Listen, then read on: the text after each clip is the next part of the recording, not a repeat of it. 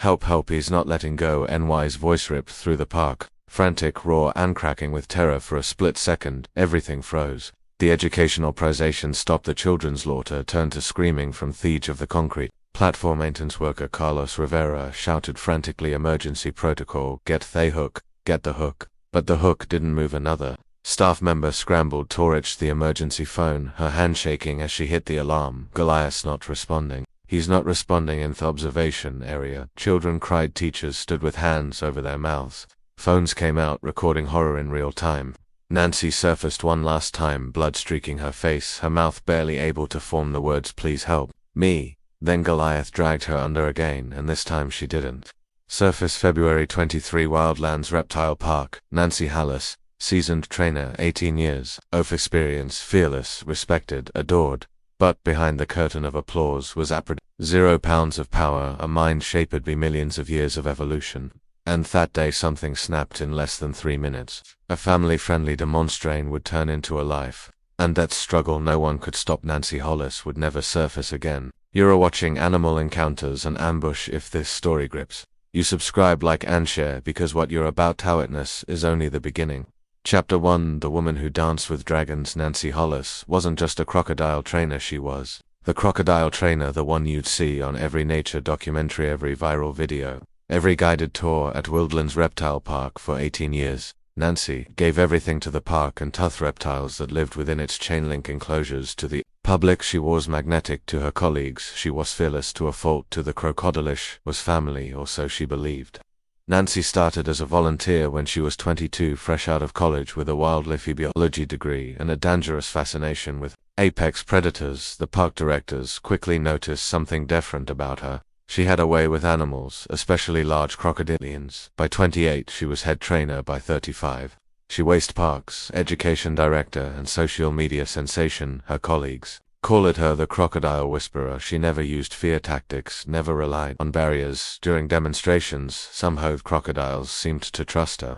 Nancy believed connection was more powerful than protocol. Even when federal inspectors raised concerns, she brushed them off. If you treat them like monster stats, what they'll become, she'd say. Treat them like the magnificent creators they are, and they'll respect you. For 18 years they did, until one didn't. NY's social media videos went for a worldwide. Swimming with alligator shan, find massive crocodiles, provident, intimate glimpses into reptile behavior. Millions watched in amazement as this petite woman fearlessly interacted with animals that could kill her in seconds. But the videos raised concerns. Among wildlife professionals, Nancy pushed boundaries most experts consider dangerous. She entered enclosures without barriers, positioned herself within striking distance of predators, and encouraged interactions that violated protocols. Nancy was brilliant but reckless, said Dr. Sarah Chin, a crocodilian behaviorist. She believed her connection made her immune to their natural instincts. She forgot that even the most tame crocodile is still a wild predator. The park loved NY's public profile. Her videos brought millions of views, donations, and worldwide fame, but staff members grew concerned about her risks. In late 2022, Nancy developed adhesive education experience demonstrations, where she'd enter larger crocodile enclosures with minimal safety equipment, relying entirely on her relationships with the animals. These hoes were popular with visitors, but terrified other staff. I begged her to reconcile, said Carlos Rivera, the maintenance supervisor. Even if she trusted these animals, they were still wild predators. But Nancy was convinced she knew better. Warnings came from outside too. Federal inspectors cited their facility for safety violations and questioned her methods. Her own mentor tried convincing her to implement safety protocols. Nancy dismissed the concerns as fear-based thinking from people who didn't understand her methods. She believed her experience and relationships with animals made her safe. The park needed NY's star power financially, so management supported her. Dangerous demonstrations. They implemented Minnie Mouse Faust measures but allowed her high-risk interactions to continue. When Weiss' final weeks showed almost many confidence, she'd signed a documentary, planned a second facility, and developed even more ambitious programs. She seemed unstoppable, but colleagues noticed changes. Nancy worked longer hours, took bigger risks, pushed boundaries she'd previously respected. Each show had to be more spectacular. Riva observed she was addicted to that when audiences gasped. On February 20, Nancy called her sister Linda that talked about family, career, and future plans. Linda said Nancy sounded excited about a new program. She told Mishi was going to do something special the next day. Linda remembered something that would really show people how incredible these animals are. Nancy went to bed believing she was approaching her greatest triumph. Instead, she was 18 hours from becoming victim of her own overconfidence. Chapter 2, Goliath the Perfect. Predator. Goliath was no ordinary crocodile. 16 feet of saltwater crocodile weighing nearly 2.0 pounds with jaws capable of exerting 700 pounds of pressure per square in enough to crush a car. But size wasn't what made Goliath dangerous, it was his intelligence. Saltwater crocodiles are Earth's largest living reptiles, apex predators, unchanged for millions of years. They're ambush hunters with explosive speed, incredible patience and complex problem-solving abilities. In captivity they never forget what they are. Goliath's story began an illegal wildlife trade. Captured as a juvenile in northern Australia, he was smuggled into the United States and sold to private tech collectors who couldn't properly care for such a dangerous animal. When authorities raided the facility in 2011, they found Goliath malnourished and psychologically damaged. Wildlands Reptile Park agreed to take him despite concerns about housing such a larger potentially dangerous animal. Nancy personally oversaw his rehabilitation and integration into educational programs for 12 years. Goliath lived in a specially constructed habitat with concrete barriers, basking areas, and environmental enrichment. To casual observers, he seemed like a well-adjusted captive crocodile. And predictable, but crocodile behaviorists are something different. Goliath displayed a very intense awareness that went beyond normal crocodilian behavior. He tracked every movement, catalogued every routine, constantly assessing threats and opportunities. Goliath was always thinking, observed Dr. Michael Torres, a reptile behaviorist. Most crocodiles are reactive. They respond to immediate stimuli. Goliath was planning. He was several moves ahead. This intelligence made Goliath impressive but unpredictable. Unlike other park crocodiles who followed consistent patterns, Goliath's responses seemed to depend on factors staff couldn't identify or control. Nancy interpreted complexity as evidence of superior intelligence and their special relationship. She saw his unpredictability as personality. With Earth in danger but warning signs were in a began displaying displacement behaviorous actions suggesting stress or frustration. He swam repetitive patterns, positioned himself aggressively near barriers, and focused intensely on staff for extended periods. During feeding, Goliath showed unusual food aggression. He'd guard meals, obsessively snap at imaginary threats, and refused to eat if routines were disrupted. The consulting veterinarian read reducing public interactions. Nancy dismissed these concerns, interpreting Goliath's changes as intelligence and engagement rather than stress. She believed his increased attention showed deeper bonding with career takers. The most concerning incident occurred in November 2022 during routine maintenance. Goliath positioned himself between Nancy and the exit gate, blocking her path for 30 minutes. Staff used distraction techniques to redirect him, but the incident should have been a wake-up call instead. Nancy treated it as fascinating. Telling, she posted on social media about how Goliath wanted to spend more time together and showed affection by not wanting me to leave. Wildlife behaviorists were horrified. Goliath's behavior wasn't affection, it was dominance. He was asserting control and wise movements, testing boundaries demonstrants. He didn't recognize her in his territory. That incident should have ended. NY's direct contact immediately, said Dr. Chen. A crocodile that blocks human movement is exhibiting hunting behavior. He was treating Nancy like prey, but the park's financial dependence on NY's star power over at sci-fi concerns Goliath starred in any Osmos popular videos and demonstrations. Removing him from programs would mean significant revenues. So shows continued, and Goliath's behavior became increasingly bold. In January 2023, weeks before the fatal attack, Goliath snapped at maintenance worker Carlos Rivera cleaning his enclosure. The incident lasted seconds but represented significant escalation.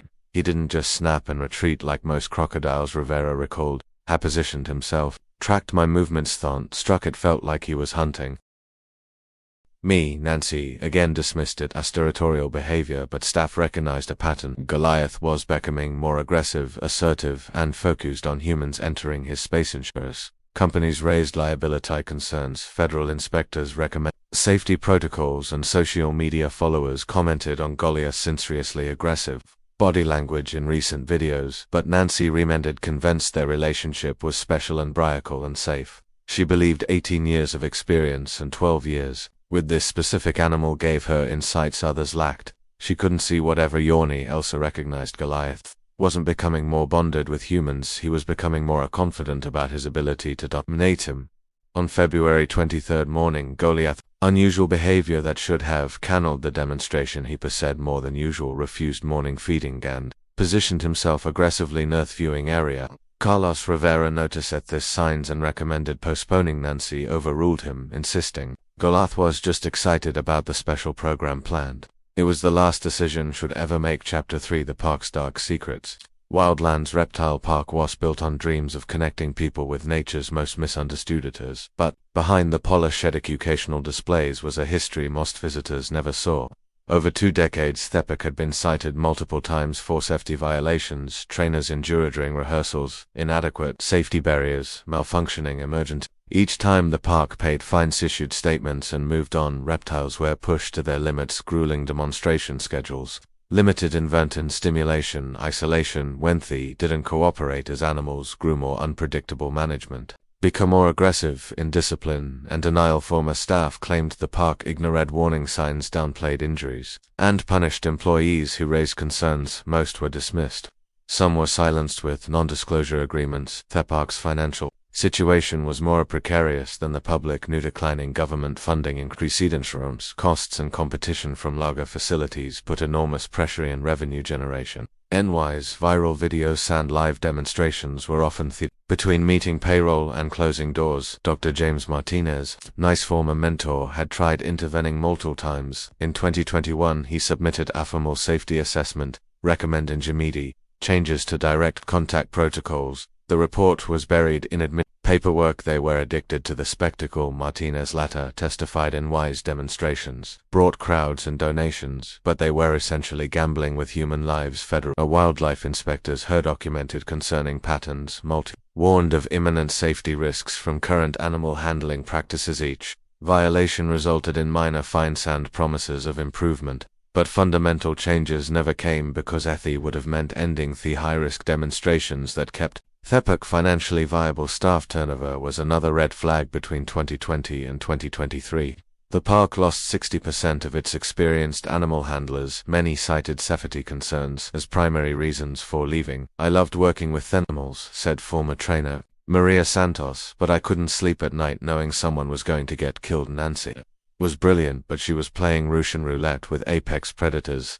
The park lacked proper physical barriers for high-risk demonstrations, while parks and zoos maintain strict separation between dangerous animals and human handlers. Wildlands prided itself on authentic, barrier-free, educational expression. Philosophy sounded progressive in promotional materials but translated to deadly risks. In practice, NY's growing celebrity status made her increase single effect to manage. Her social media following exceeded 2 million across platforms. Documentary crews regularly filmed at the park, and her demonstrations were featured in national news segments. Nancy felt like she had to keep topping herself, Rivera observed. Each video had to be more dramatic, each demonstration more dangerous. She was stopped by her own success. The final warning came in January 2023, when a group of crocodilian researchers published an open letter questioning the safety practices at several American reptile facilities, specifically mentioned Wildlands Reptile Park. The letter cited concerning patterns of high-risk human-animal interactions and warned that current practices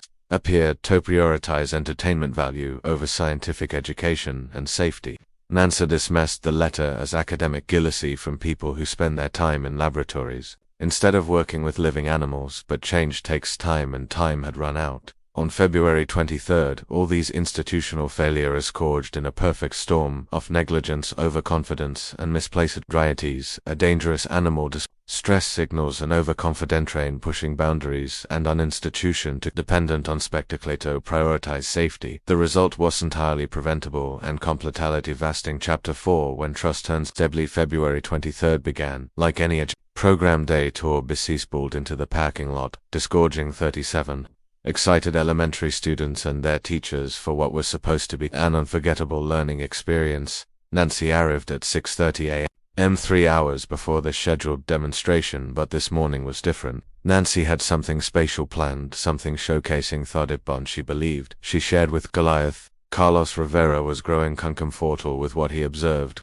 Hadn't eaten his morning meal unusual for the normally food motive tetracotal. He was swimming repetitive tones, surfacing frequently to scan barrier. Most concerning, he was positioning himself aggressively north observation deck where Gather Nancy, maybe we shoulder do. Rivera suggested. He's acting strange this morning, really strange. Nancy dismissed his concerns with confident wave. He's just excited. She said he knows we have something special planned. What Nancy planned wasn't preceded even by her standards. Instead of conducting demonstrations from the raised platform, with Barry Ash intended entering the enclosure directly standing on the partial iceberg ledge at W's edge at 10:00 a.m. The school group arrived. Children were instantly mesmerized by the massive Crocodile floating motionlessly in his pool center, looking like a prehistoric log until you noticed his eyes tracking thigh movements. Nancy began her presentation from the safety platform, explaining crocodilian evolution, behavior, and conservation. She was confident, engaging, passionate about sharing her love of these magnificent predators with the next generation. For 20 minutes everything proceeded. Normally Goliath floated peacefully, occasionally chirping to breathe seemingly in unison observers. Then at 10 to 3 a.m. Nancy announced a special part. Today I'm going to show you some Athingens Riedel. She told excited students, I'm going to demonstrate the trust and respect that can exist between humans and crocodiles when we understand and honor their nature. Rivera felt his stomach drop. Through radio he heard Enya's announcement and immediately began moving toward the enclosure. Nancy opened Ed's gate to Goliath's enclosure and stepped onto the partially submerged concrete ledge at W's edge. She was Goliath's territory, separated from 2,000 pounds of apex predator by nothing but confidence and 18 years of experience. Children gasped in amazement and fear. Several teachers moved instinctive likeless to students. Nancy smiled reassuringly. Don't worry, she said. Goliath and I have been partners for 12 years. For 90 seconds it seemed Nancy was right. Goliath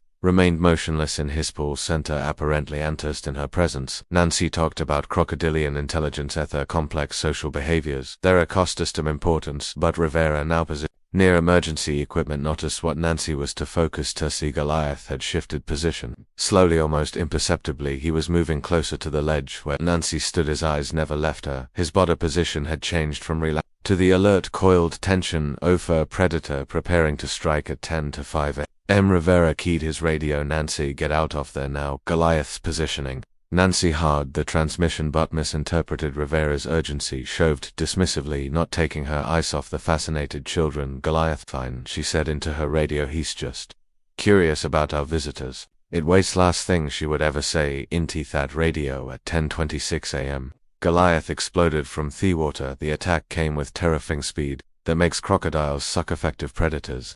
One moment Nancy was standing confidently on the ledge, then moment 16 feet of muscle and fury launched itself from the water. With shocking violence, Goliath's massive jaws clamped down on NY's left leg with a sound of snapping wood. The force of his initial strike drove her backward into the water, but his grip prevented her from falling completely. For a moment, she hung suspended between the concrete ledge and water, trapped in their jaws of the animal she had trusted with her life. The children began screaming gimmedly. Teachers shouted for to move back from barriers. Parents covered their children's eyes, but no one could look away from the horror unfolding in front of them. Nice's first scream was pure shock and pain. Help me, help me. The words cut through Sheos with desperate clarity. Rivera was already running toward the enclosure, re-emergency pole in hand.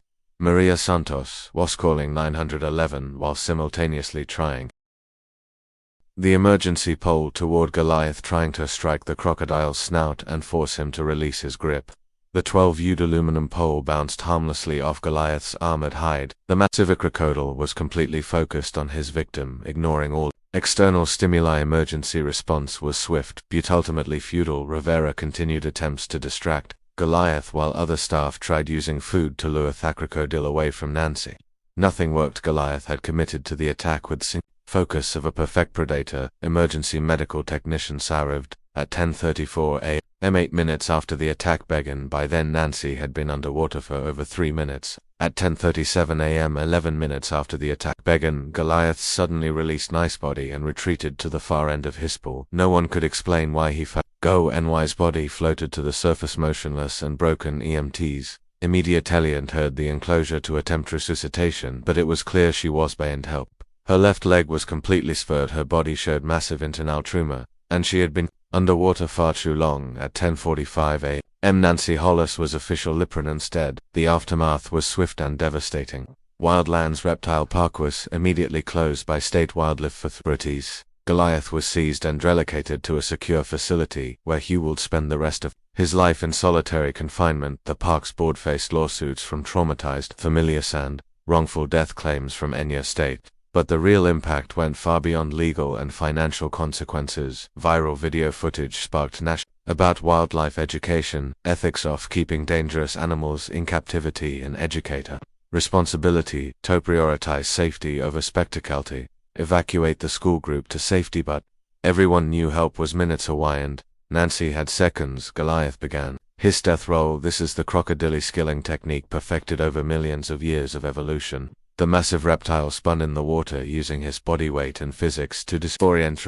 and dismember his prey, and Y's body hipped through the water like a rag doll, completely at the mercy of force beyond human comprehension. The water around them turned red within seconds.